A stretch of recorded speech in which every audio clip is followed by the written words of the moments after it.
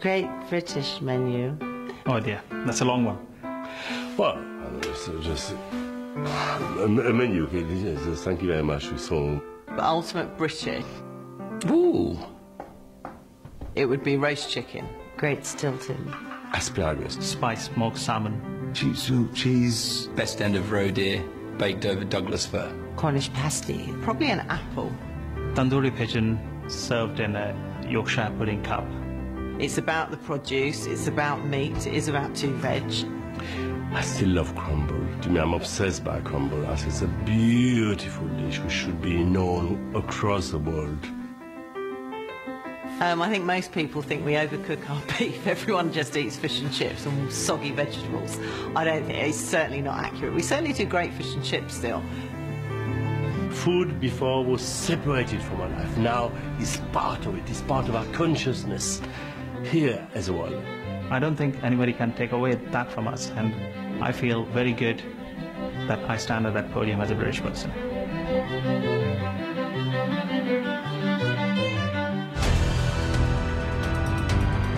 When it comes to British cuisine, people often think monotonous, breezy, and fish and chips.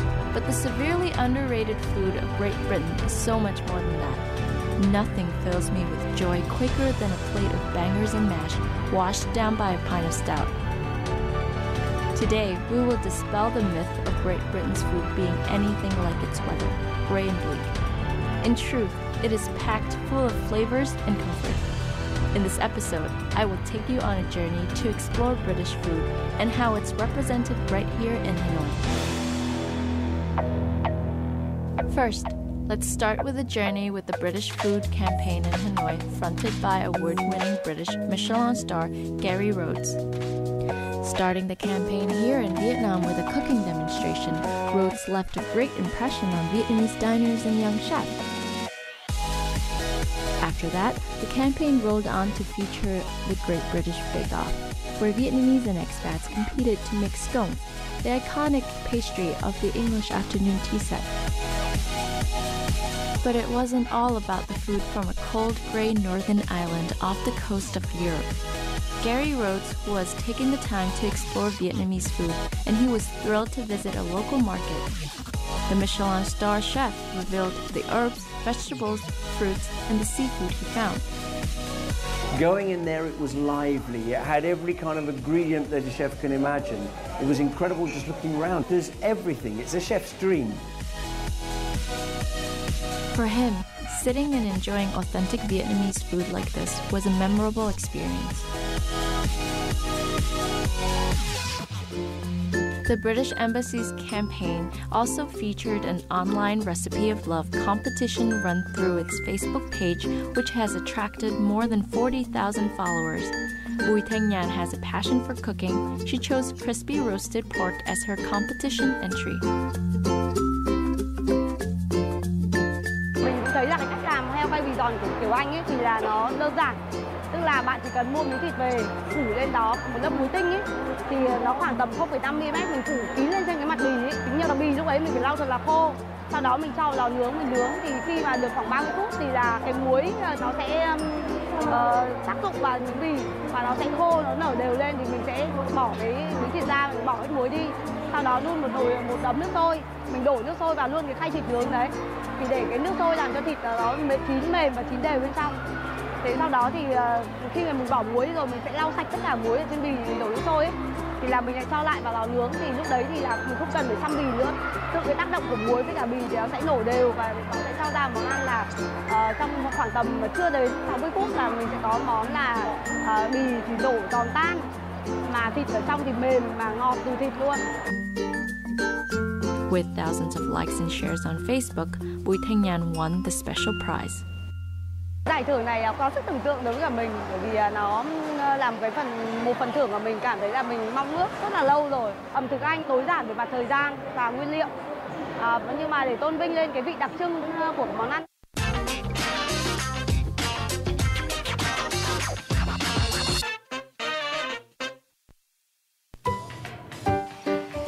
Having lived in Hertfordshire, England, I was constantly on a search of that familiar British taste that I once experienced.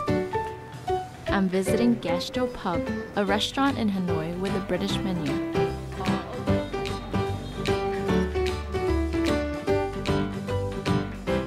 So I can see that there are many typical British dishes on this menu, like bangers and mash, Scotch egg, fish and chips, and I just ordered a very English dish called bread and butter pudding.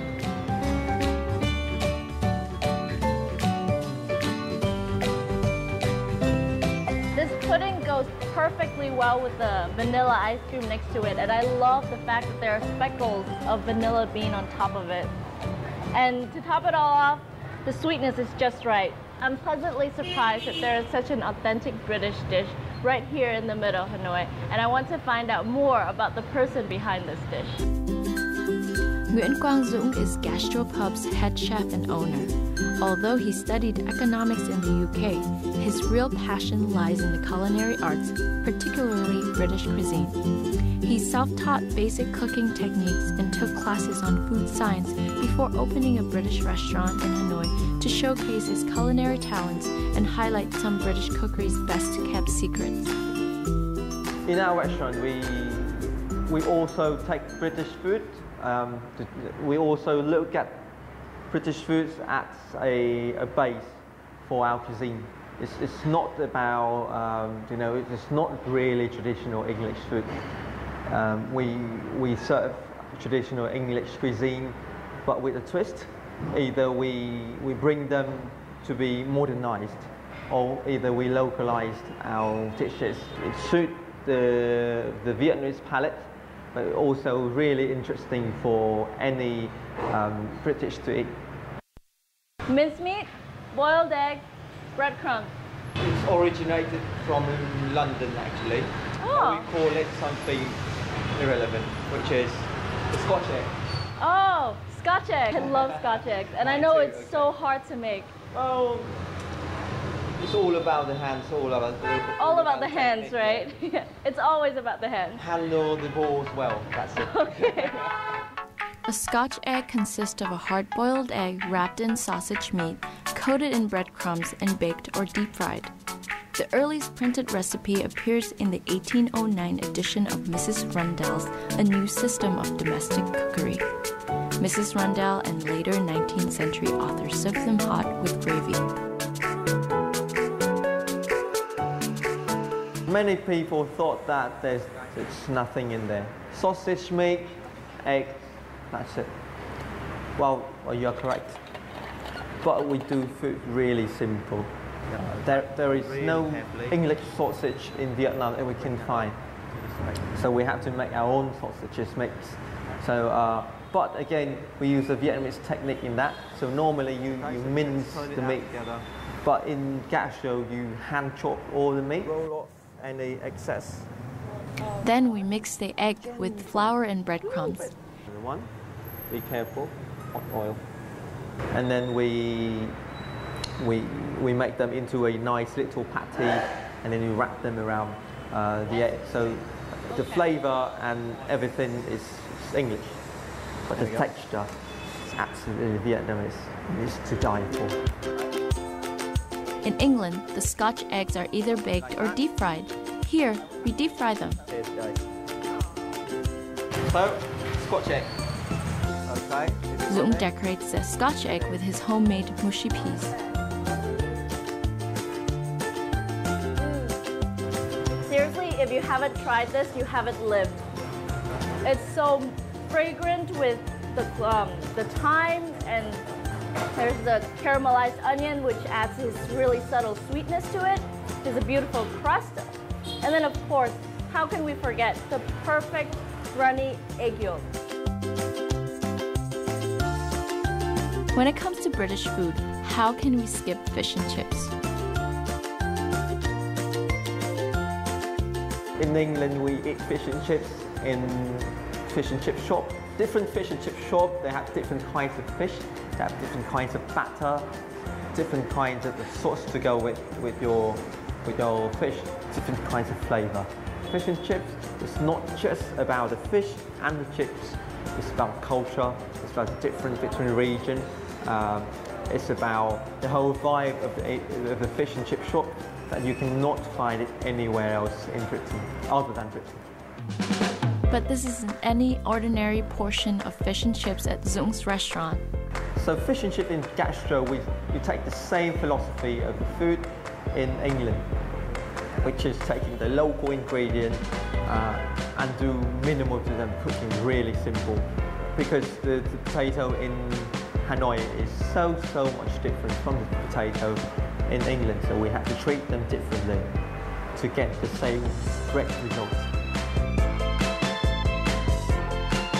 If you are from the north, you would typically go for tartar sauce, mushroom, or even curry sauce or gravy. So this is definitely a northern England dish. Zung also introduced me to another dish that he claims to be a classic with a Vietnamese twist. Its ingredients are eggs, cream, sugar, milk, and tea. The name of the dish is green tea Cambridge cream, more commonly known as creme brulee. The twist? Here, Zung uses jasmine tea.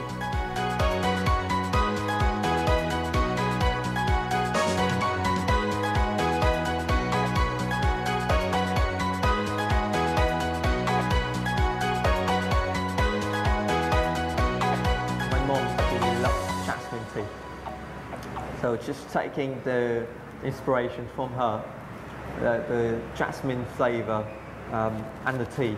The jasmine adds a really nice little floral notes to the cream, and the technique is exactly the same as in England, as you would bake the custard.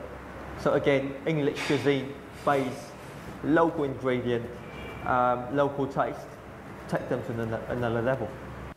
All right. So now we are going to bake this lovely custard in the oven, 180 degrees, for about an hour and a half. Okay, so here's one that I've already done. It's been baked, it's been chilled in the fridge for 5 hours.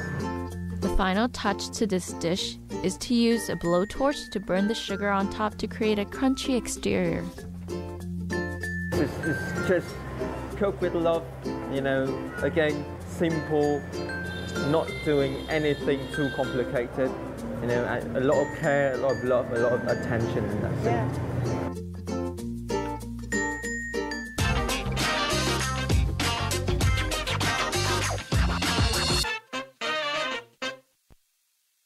Previously, we just saw some authentic common dishes in Great Britain. The Sofitel legend Metropole Hanoi has elevated these dishes to reach their clientele. Now we're going to meet Olivier, head chef of Le Beaulieu and the man behind their new British menu.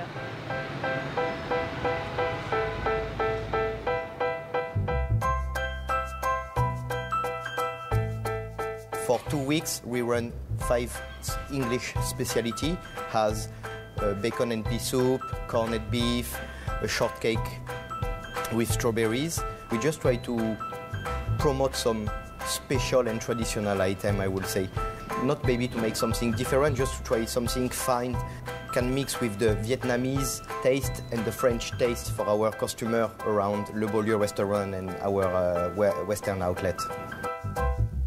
So for this recipe, I picked chicken and leek pie on this menu because I was intrigued by how a 5-star restaurant could turn a common British dish into something that could be serviceable in a fine dining setting.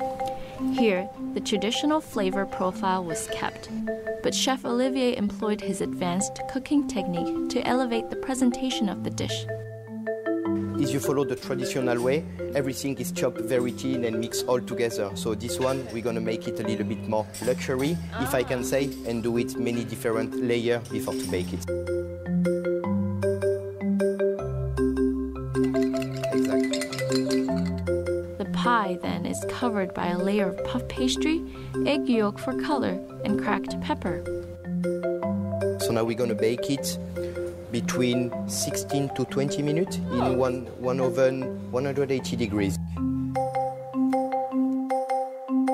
While waiting for the pie to bake, my second choice on the menu is Eton Mess, a classic British dessert featuring fresh strawberries, strawberry coulis, meringue, and whipped cream.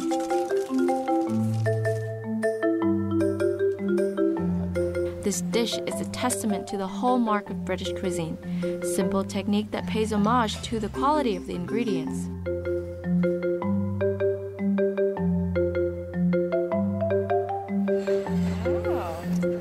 So that's why we have only two colors, but as the name, Eton Mess, it doesn't look perfect, but it is what it is. It's messy, but in a very organized way. Oh, yay! Yes, and here is the pie. It smells wonderful. This is a very traditional dish, so very old-fashioned style. So you're gonna have the softness and the creamy of the chicken cooked like a blanket style with the roux. Then the leek is going to give a little bit of peps, and the carrot is going to give a little bit of freshness. And then to finish with the puff pastry on the top with the black pepper crust is gonna give a little bit of crunchy to the dish. In terms of consistency, the two dishes are quite similar. Yeah, that's because you have the crunch of the meringue, the freshness of the strawberry, and then the cream and the coulis make the creamy sauce. Yes. So here we have two dishes that are served in different courses, but are in a way very similar. They're similar in the way they look, because they have different layers. They're similar in the texture.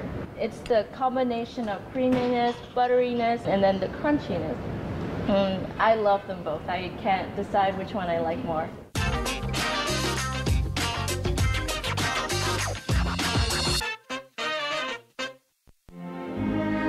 Afternoon tea was introduced in England by Anna, the 7th Duchess of Bedford, in 1840. The Duchess would become hungry around 4 o'clock in the afternoon. She asked for a tray of tea, bread and butter, and cake to be brought to her room during the late afternoon. This became a habit of hers, and she began inviting her friends to join her. Traditional afternoon tea consists of a selection of dainty sandwiches, scones served with clotted cream and jams, and bite-sized pastries. It has been a very difficult decision, but we both agree that traditional was the way that we went forward. So it's the food bloggers. It's the food bloggers! After her victory at the Great Britain Bake Off at the Sofitel Legend Metropole Hanoi, Fanang felt so inspired that she decided to dedicate an entire workshop towards teaching people how to make scones. Here I am at the workshop. Let's make some scones. At the workshop, Fanang showcased her secrets to making the best scones, from creating homemade buttercream to the technique of mixing the dough by hand. Sau khi xem workshop này thì tôi thấy là tôi đã học được nhiều cái kỹ năng, ví dụ như là cách cái trộn bột tơi, và khi mà trộn bột thì lại không nên để cho nó chạm vào lòng bàn tay. Trước đây thì em không biết, em đã từng thử làm ở nhà, nhưng mà vì tay em hơi nóng nên em lại cho chạm vào lòng bàn tay, và em cảm giác là cái ruột bánh của em nó hơi dai hơn một chút, nó không được tơi mềm như của chị ở đây. Bánh scone thì tôi đã biết từ trước đây rồi, đã từng ăn rồi, nhưng mà đã ăn ở Việt Nam nên là cảm thấy rằng là nó chưa đúng lắm với cả phong cách làm scone của Anh Quốc. Buổi làm bánh này rất là thú vị, vì không những là được biết cách để làm bánh scone mà ngoài ra còn biết được về rất nhiều về ẩm thực của Anh, như là những cái văn hóa của Anh nữa trong cái bánh này.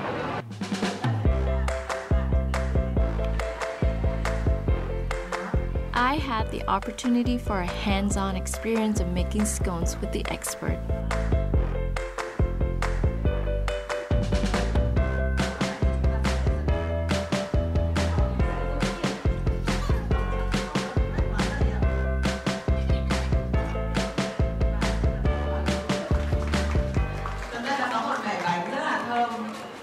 It doesn't crumble when I break it apart. That's a good sign. Bản thân bánh scone là một loại bánh rất là đơn giản, nó rất là dễ làm, tuy nhiên lại khó để mà tạo nên một cái bánh scone hoàn hảo và ngon miệng. Một chiếc bánh scone ngon là một chiếc bánh scone mà có cái lớp ruột bánh mềm, xốp, ẩm nhưng mà lại không được bết dính, bằng cách mình có thể nhận biết là mình bẻ đôi chiếc bánh scone ra và không có vụn bánh rơi ra ngoài. Đó là một trong những cái điều thú vị của bánh scone. Tuy nhiên là cái lớp vỏ bánh scone thì nó lại có hơi một chút giòn, hơi một chút cứng hơn một chút, để làm sao cho mà khi chúng ta phết kem hoặc phết mứt nó không bị chảy ra. The workshop attracts an range of people, from children to adults.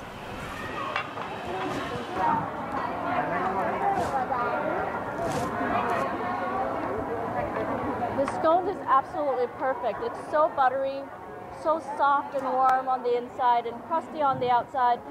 And it goes perfectly well with the cold cream and the sweet heart of the jam. I really love it.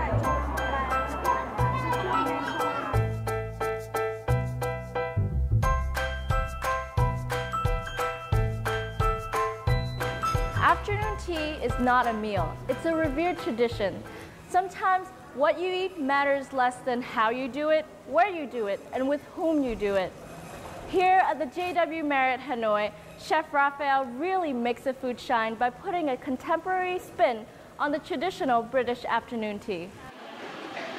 The idea of this afternoon tea was black and white. You have the house smoked salmon sandwich.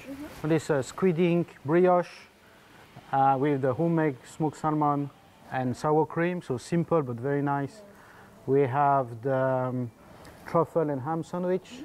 So again, good quality ham, fresh truffle slice that we put on the sandwich.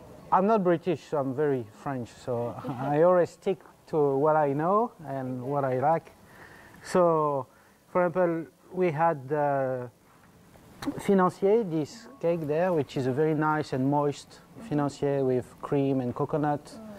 But then we also wanted to give like traditional flavor that people like, so we have the raisin scones.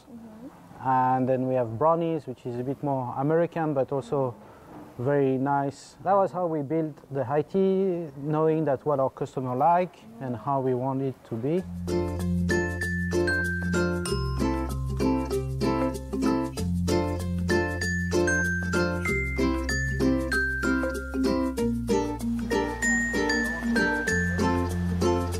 Here at the JW Marriott, Chef Raphael showcases an international spread of items from different parts of the world.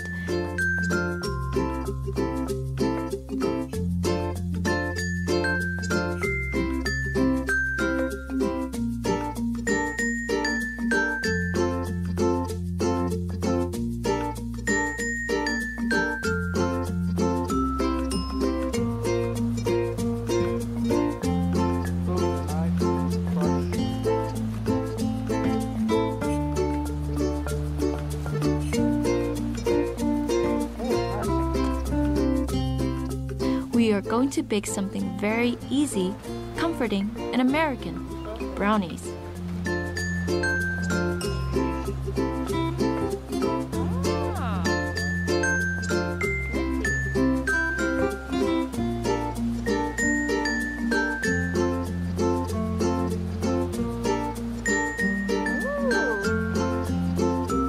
Oh, the smell is amazing.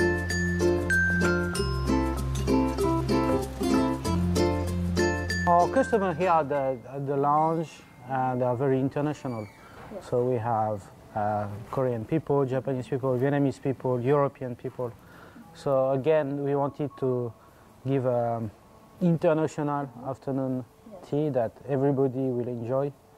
And then everybody can find basically their favorite in the set that we've prepared. Afternoon tea is often served at 4 p.m. It's not just a British tradition anymore. It has spread throughout the world. So what makes this afternoon tea set really delicious is because the items are made with premium ingredients. The sandwiches are made to order, so I can really taste the freshness of the bread. It's not stale, it's not dried out, and the nice smoky flavor of the in-house smoked salmon. What makes this place my favorite afternoon tea place in Hanoi is because Chef Raphael focuses on the quality of the food. He makes sure that everything tastes delicious rather than just mimicking an afternoon tea experience for the sake of it. It has been a blast exploring what British food has to offer right here in Hanoi. From the humble dishes that anyone, regardless of background and ethnicity, would find comforting, to the beautifully elevated British flavors in 5-star settings, British food can please the most fastidious of diners. So next time anyone tells you that British food is bad, slap them with a stick and Guinness pie.